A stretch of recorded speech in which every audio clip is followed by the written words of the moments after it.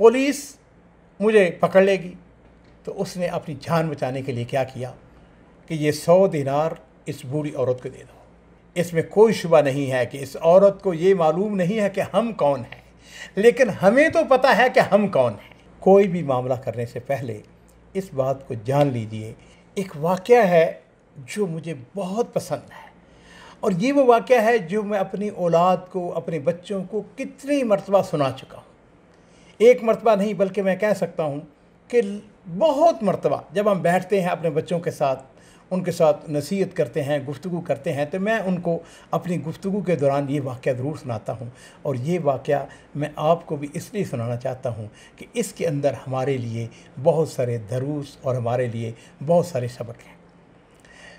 मुझे नाम असल में सीधी बात है उसका भूल गया। वो एक सरदार था, बहुत बड़ा सरदार था बनु उमैया का। अब जिस वक़्त बनु उमैया से हुकूमत बनु अब्बास ने ली है, तो बनु अब्बास ने चुन चुन के उनके बनु उमैया के जो सरदार थे उनको पकड़ा, उनको गिरफ़्तार किया, मुकदमात चलाए वगैरह। उस पर बात में हम नहीं पड़ेंगे, लेकिन इतनी बात है कि बनु उमैया का एक सरदार वो अपने बेटे के साथ जान बचा के भाग रहा था।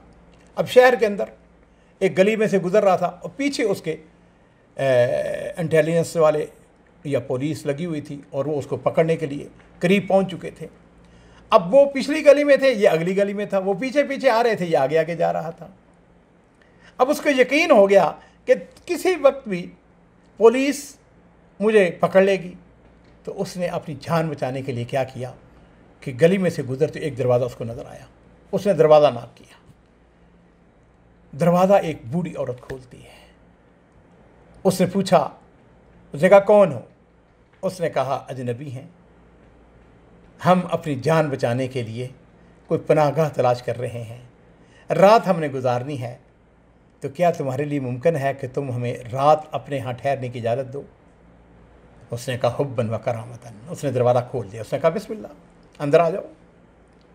अब वो अंदर दाखिल हुए, उसने दरवाज़ा बंद कर दिया। अब ज़ाहिर बात है कि वो जो पुलिस के सिपाही थे वो तो वहाँ से गुजर के, वो तो तलाश में थे, उनको ये था कि आगे आगे कहीं जा रहा है, वो चले गए। अब उस खातून ने देखा कि बड़ा मुअज़्ज़ज़ आदमी है, शक्ल से, सूरत से, लिबास से, अपनी गुफ्तगू से। उसके घर में एक बकरी थी। जब शाम का वक्त हुआ उसने बकरी को ज़बह किया और उसने अपने ये जो मेहमान थे उनको खिला दी।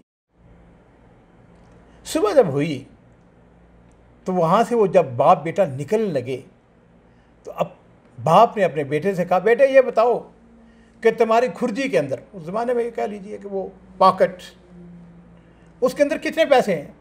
उसने कहा अब्बाजान 100 दिनार है। उसने कहा ऐसा करो कि ये 100 दिनार इस बूढ़ी औरत को दे दो। बेटे को बड़ा ताज्जुब हुआ। उसने कहा अब्बाजान, हम अपनी जान बचाने के लिए मारे मारे फिर रहे हैं, हम जहाँ पे भी जाएंगे हमें पैसों की ज़रूरत होगी। इसने रात हमें बकरी खिलाई, और ये वो ज़माना था कि जब बकरी की कीमत ज़्यादा था, 2 दिनार नहीं तो 3 दिनार होगी, 5 दिनार कर लें। उसने कहा अब्बा जान, अगर इसको 10 दिनार भी दे दिए जाएं तो ये उसके लिए बहुत बड़ी रकम है।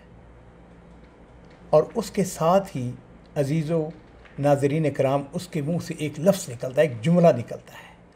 बेटे ने कहा अब्बा जान, इसको क्या पता कि हम कौन हैं? और वालिद ने उसके जवाब में जो जुमला कहा, ये वो जुमला है अजीज़ो जो मैं आपको बताना चाहता हूँ।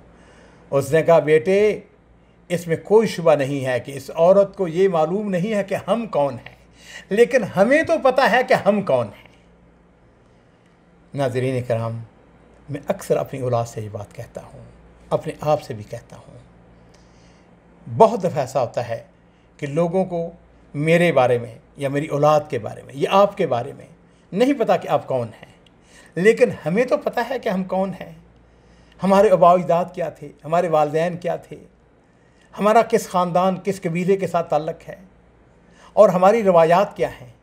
तो अजीज़ों, मैं अपनी औलाद को ये वाक़या अक्सर इसलिए सुनाता हूँ कि वो अपनी रवायात को कायम और दाम रखें।